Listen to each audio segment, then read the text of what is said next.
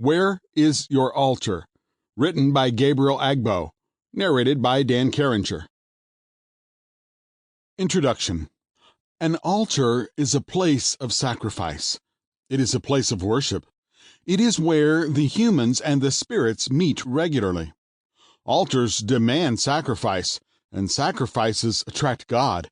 If you want to have a very cordial relationship with God, you must establish an altar and maintain it regularly with sacrifice.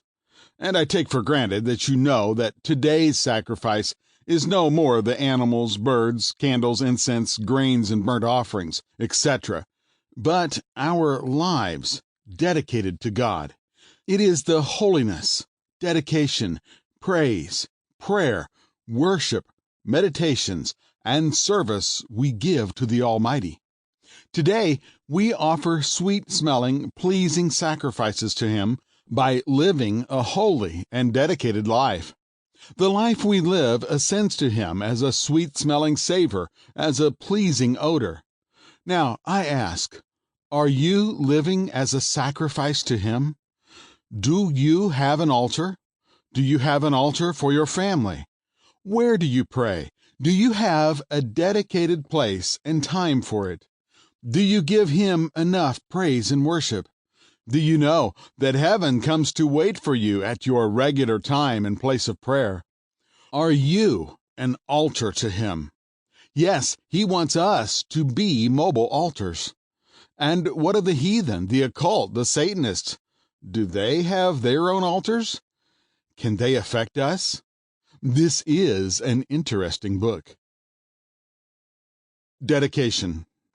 I dedicate this book to Prophetess Christiana Iwama, Gladys Amati, and Chisba Usuki de Bayoka. God specially used you to preserve and establish this ministry. You put in everything to see that this commission prospered. Christiana and Chizoba are from Umuzigwu, Ihai Obomo, while Gladys is from Iho Ikaduru, all in Imo state of Nigeria. You were divinely and strategically positioned to minister to this commission. You appeared at various points to offer your best. I remain eternally grateful to you and many others. I know that when people like Rahab, Ruth, Esther, and the woman of Zarephath will be honored that day, you will also be there. Thank you so much. And may God richly reward and bless you and yours in Jesus' name. Chapter 1.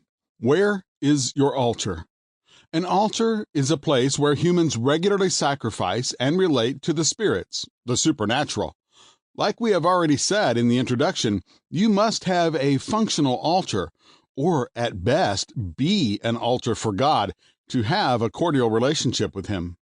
If you want to have all His blessings, if you want to be spiritual, powerful, and move in the supernatural, you must establish an altar and regularly maintain it.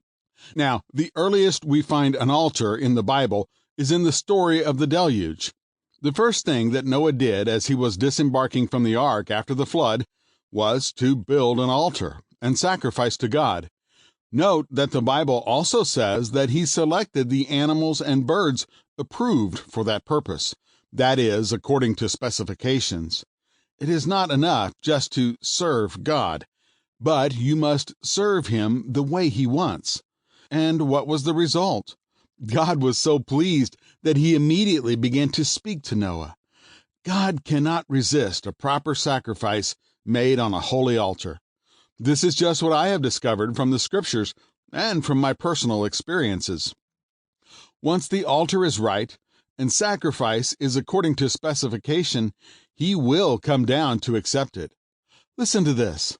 Then Noah built an altar to the Lord, and there he sacrificed as burnt offerings the animals and birds that had been approved for that purpose. And the Lord was pleased with the aroma of the sacrifice, and said to Himself, I will never again curse the ground because of the human race, even though everything they think or imagine is bent toward evil from childhood. I will never again destroy all living things.